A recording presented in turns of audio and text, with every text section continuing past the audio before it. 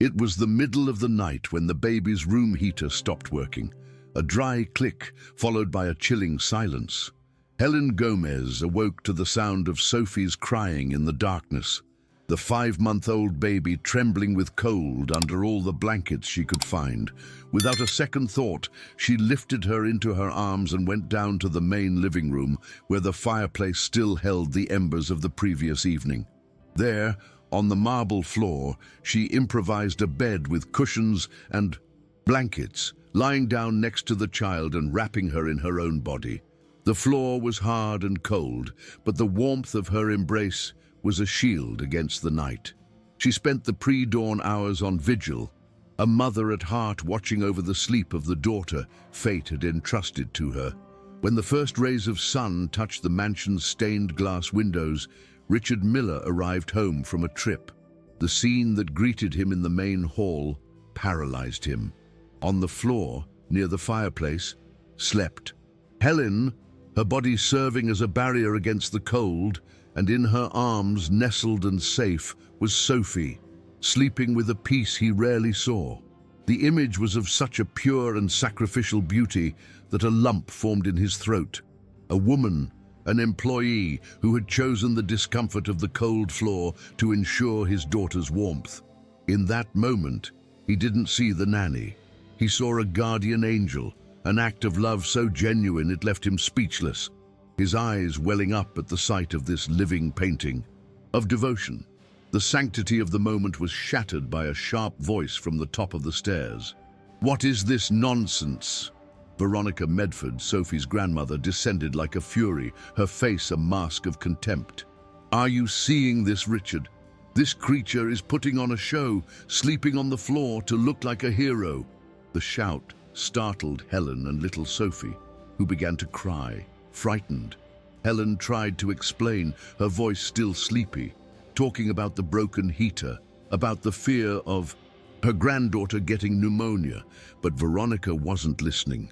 Her eyes saw not an act of care, but a usurpation, a threat to her place in that family, and the silent war for the heart of that house was about to begin. An act of pure love, a cruel accusation. What is hidden behind this grandmother's hatred? If you believe that appearances are deceiving and that true love always reveals itself, subscribe to the channel and like this video to not miss the unfolding of this story. To understand Veronica's hatred, one had to revisit the still open wound in her soul. 5 months earlier, her life had been split in two with the death of her only daughter, Eleanor. Eleanor wasn't just a daughter. She was the miracle Veronica thought she would never have, born after years of treatments and painful losses. For 26 years, Veronica had dedicated every atom of her being to protecting, shaping, and loving that girl. Eleanor's marriage to Richard was a reluctant concession, tolerated only for the sake of her daughter's happiness. And Sophie's birth was, for Veronica, the promise of a continuation, the chance to have a new Eleanor to love, and above all to protect from all the dangers of the world. The tragedy was sown in a disagreement. Eleanor, confident and idealistic, dreamed of a natural birth. Veronica, haunted by a dark premonition she couldn't explain, begged for a C-section. "It's safer, honey. Why take the risk?" she pleaded. But Richard, in an act of respect for his wife, supported her decision. "It's her body, Veronica. It's her choice." For a controlling mother, that act of respect was a betrayal. And when the premonition became reality, when a postpartum hemorrhage took Eleanor's life hours after Sophie's birth, Veronica's pain needed to find a culprit. Fate was too abstract. Richard, however, was a flesh and blood target. Veronica's grief turned into a poison. In her mind, fractured by pain, logic became twisted. If Richard had listened to her, if he had insisted, her daughter would be alive. Therefore, Richard was the murderer. Her granddaughter, Sophie, became the last sacred relic of her daughter, a treasure she needed to protect at all costs. And when Richard hired Helen, a young woman the same age as her late daughter, with the same sweetness, who quickly won the baby's heart, Veronica didn't see a caregiver. She saw a usurper, an imposter trying to steal her daughter's place in the crib, in the house, and, worst of all, in Richard's heart. Every gesture of affection from Helen was, to her, a desecration. After the initial confrontation, Veronica changed her tactics. Realizing that explicit fury wouldn't work with Richard, she began a cold war, fought in whispers and venomous insinuations. She used her authority as the grieving grandmother to plant seeds of doubt in Richard's mind whenever he was home. "Don't you think she's getting too attached to the baby, dear? It's not professional," she would say. "I've noticed she has an odd way of holding the baby, not like an experienced caregiver." Richard, still drowning in his own grief and work, initially dismissed the comments as the excessive zeal of a grandmother, not realizing that every word was a drop of poison designed to slowly corrode the trust he placed in Helen. Frustrated by the slowness of her psychological campaign, Veronica decided to manufacture irrefutable proof. One morning, she waited for Helen to go out for a walk with Sophie, snuck into the caregiver's room, and hid a valuable gold brooch, a family heirloom, under the mattress. Hours later, she staged a desperate panic, announcing the theft to Richard and suggesting a search of the employees' rooms. She could barely contain her satisfaction when the jewelry was found in Helen's room. But to her fury, Richard's logical mind found the situation too obvious. Why would she steal something only to hide it in her own room? He questioned, concluding it must have been an accident in the laundry. The failure of the trap only hardened Veronica's resolve. If she couldn't convince Richard with false evidence, she would do it with the weight of coerced witnesses. One by one, she cornered the other household employees, the cook, the gardener, the other housekeeper. With a voice that mixed false concern and veiled threats, she spoke of loyalty to the family and the need to protect little Sophie. And then the final blow: "I have total influence over the jobs in this house. It would be a shame if something happened to yours. Just keep me informed." The blackmail was clear. She was corrupting the soul of the house, turning honest people into a network of terrified spies. While the web of intrigue was being woven around her, Helen remained blissfully unaware. Her world was reduced to Sophie's smile, the warmth of the small body in her arms, the morning walks in the park. Having grown up without a mother, she saw in Sophie not a job, but a chance to offer the love she herself never had in abundance. Every lullaby she sang, every story she told, was an act of healing for both of them. The purity of her devotion was a stark contrast to the darkness of Veronica's plans. Helen's innocence was her greatest vulnerability, but also, unbeknownst to her, her most powerful weapon, a light that Veronica's calculated malice simply could not comprehend. From her kitchen, a place that was once the warm heart of the house, the cook Carmen watched the tragedy unfold on low heat. She, who had seen Eleanor grow up, recognized in Helen the same light, the same maternal dedication. She saw the way little Sophie's body relaxed in the caregiver's arms, how the baby's smiles became more frequent, and how the house, slowly, seemed to awaken from a long and painful coma. To Carmen, Helen wasn't an employee.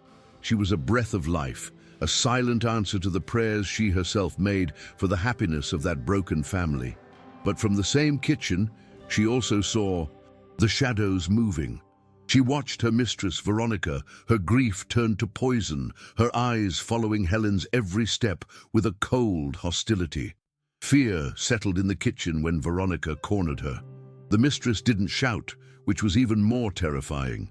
In a low, controlled voice, she spoke of loyalty, but her words were a clear threat wrapped in false concern. "You have a family to support, don't you, Carmen?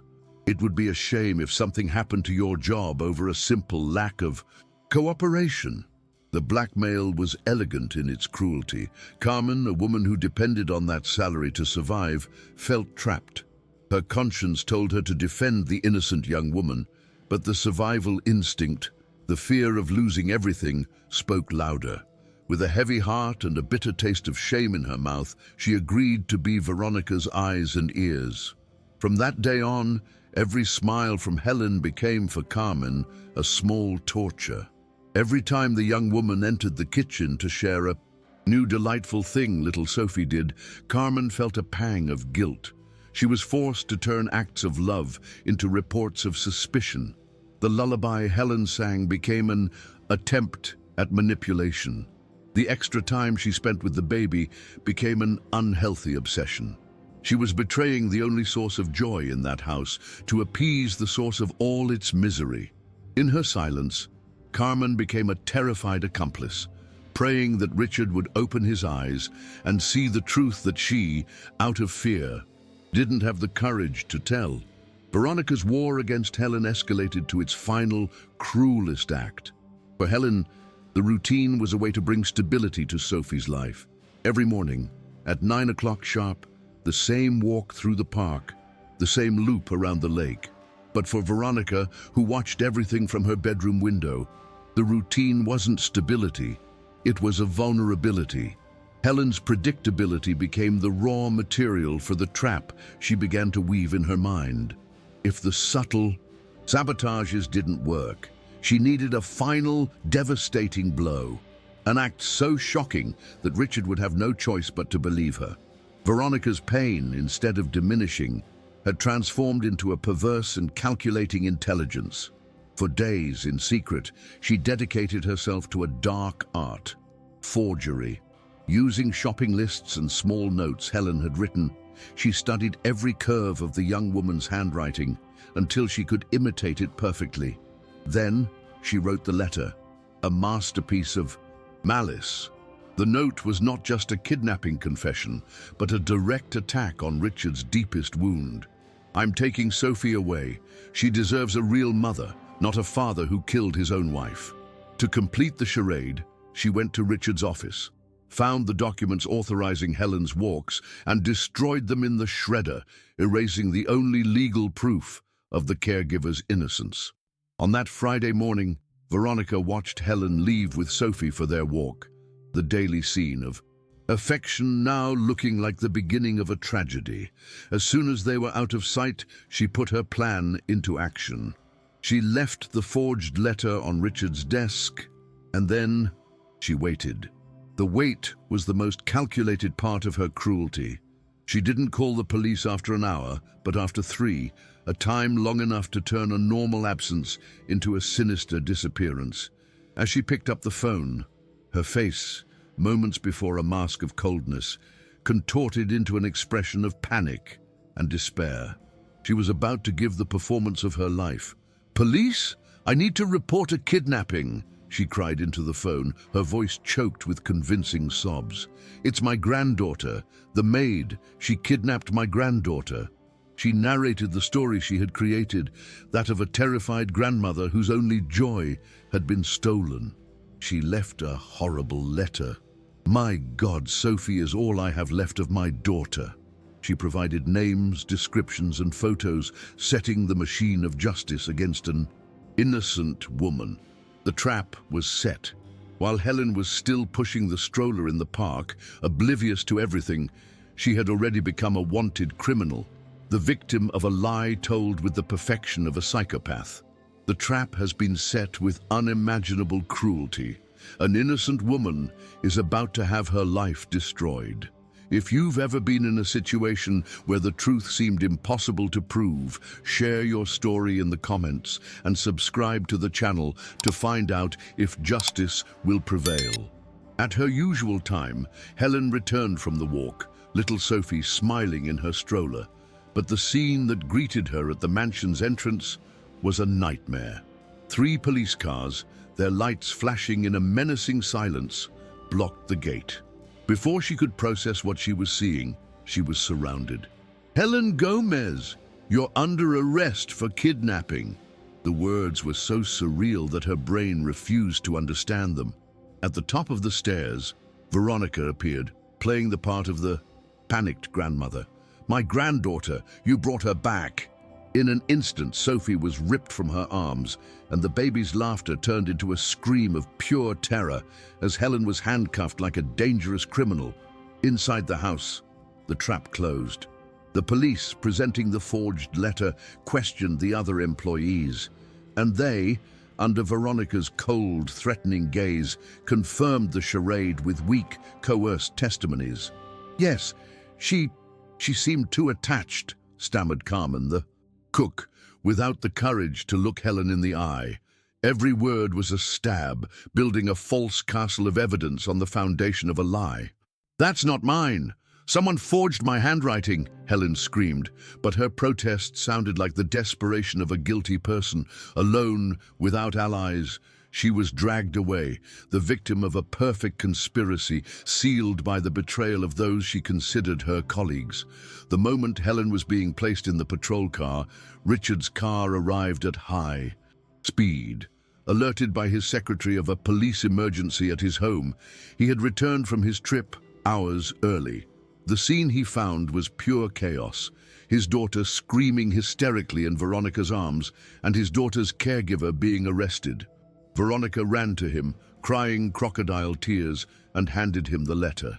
Richard read the cruel words, and the accusation against him of having killed his own wife sounded so vile, so dissonant with Helen's character, that the first seed of doubt was planted in his mind.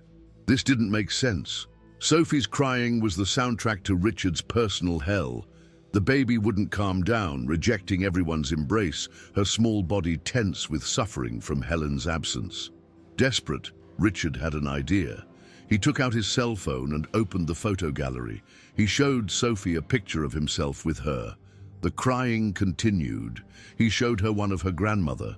The crying worsened. Then he showed her a recent photo of Helen smiling with Sophie in her lap. The effect was instantaneous and miraculous. The second she saw Helen's face, Sophie's crying stopped. The baby reached her tiny hand toward the screen, making soft sounds as if calling for her. The revelation was irrefutable. The child, the only pure witness, had just told the truth. His daughter's reaction was the spark that ignited Richard's dormant fury. He needed proof. Something the world of logic and facts he lived in could accept. And then he remembered. The cameras. The modern security system he had installed throughout the mansion. With a new, cold determination, he locked himself in his office, his eyes fixed on the monitor screen. He was no longer a grieving, confused father. He was a hunter, searching through hours of footage for the truth that his daughter's heart had already shown him. The technology he used to monitor his house would become the weapon to unmask the traitor living within it. The footage did not lie. First, he saw Helen leaving with Sophie, the scene the picture of normality. But minutes later, Veronica's figure appeared in the caregiver's room. Richard zoomed in and felt his blood run cold. His mother-in-law was sitting at Helen's desk, practicing her handwriting on a piece of scrap paper. She was forging the letter. Next, the footage showed her in his own office, opening his drawers, taking Helen's file, and, with a calculating coldness, destroying in the shredder the papers that proved his authorization. The betrayal was methodical, premeditated, and absolutely monstrous.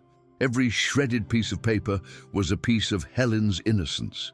But the final proof, the one that filled him with a deep disgust, was yet to come. The camera in Veronica's room captured her in front of the mirror, rehearsing her performance of a desperate grandmother. "My granddaughter. Where were you with her?" she repeated, testing different tones of panic, practicing the tears, sculpting the victim mask she would wear for the police. It was not an act of madness or grief. It was a theater, a production calculated to destroy an innocent life. With hands trembling with rage, Richard saved all the recordings to a flash drive. He now had the weapon he needed. His mother-in-law's war was about to take a devastating turn. At the police station, the truth unfolded on a computer screen.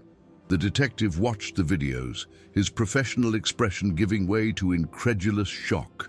This is one of the cruelest and most elaborate frame-ups I've ever seen, he said at the end, shaking his head. The order was immediate. Helen Gomez was to be released immediately, and an arrest warrant was to be issued for Veronica Medford for filing a false report, forgery, and obstruction of justice. Minutes later, Helen was brought into the room, confused and frightened. Richard approached, his heart heavy with guilt. "Helen, you're free. I found out everything." He told her about the cameras, about the trap, about Veronica's malice. Helen collapsed into a chair, relief and trauma warring within her. Richard, the powerful CEO, knelt before her, a gesture of profound humility. "Helen, forgive me. I should have never doubted you. I failed to protect you." She, with tears that were now of liberation, just nodded. The words wouldn't come yet, but forgiveness was already in her eyes. "Let's go home," he said, his voice soft. "Your daughter is waiting for you." By using the words, "your daughter," he wasn't just referring to Sophie. He was acknowledging the unbreakable bond that Veronica's malice had tried, but failed, to destroy. The true family of that house was about to be reunited. Upon arriving at the mansion, they found little Sophie in the housekeeper's arms, her crying now a weary sob. But the instant the baby saw Helen, her small body transformed. A radiant smile tore through her tear-streaked face, and she stretched out her little arms with a desperate strength. Helen ran to her, scooping her up in a hug that was a reunion of souls. "I'm here, my love. Mommy's back," she whispered, the word mommy coming out as naturally as her own breath. Richard watched the scene, his heart overflowing with a mixture of guilt and a deep certainty. This was the family his daughter had chosen, a bond that no lie or venom could break. While Helen was calming Sophie, justice arrived silently. A discreet patrol car pulled up in front of the mansion, and Veronica was arrested without fanfare. A pathetic end to her reign of pain. With the source of misery removed, a new peace began to settle in the house. That evening, Richard sat with Helen in the living room, little Sophie sleeping peacefully between them. "Stay, Helen," he said, not as a boss, but as a man making the most important request of his life. Not as an employee. Stay as part of us. Your place is here. And she, looking at the man and the child who had become her world, accepted. The months that followed were of a slow and beautiful reconstruction. Mansion, once cold and silent, was filled with music, with a child's laughter and the smell of home-cooked meals. Richard learned to be a father, trading business trips for afternoons in the park. Helen, in turn, blossomed, not as a replacement for his late wife, but as the architect of a new home, a woman who brought with her the light and warmth that were missing. And Sophie grew, happy and secure, at the center of that unlikely love. They were a family forged in crisis, united not by convention, but by the mutual choice to heal each other's wounds. In the end, the story of that house was not about the pain of a loss, but about the courage of a new beginning. Richard learned that true protection doesn't come from high walls or bank accounts, but from presence and the courage to trust. Helen, who had arrived there with a broken heart, discovered that maternal love does not depend on blood ties, but on the capacity to give of oneself. For they learned that a family is not defined by surnames, but by the arms that choose to hold you in the storm, and that the deepest grief is not healed by silence, but by the boldness to love again. A story that proves that love can rebuild any home. If the journey of Helen, Richard, and Sophie has touched your heart, subscribe, like, and comment where you're watching from. Let's celebrate the families that are formed by choice and affection,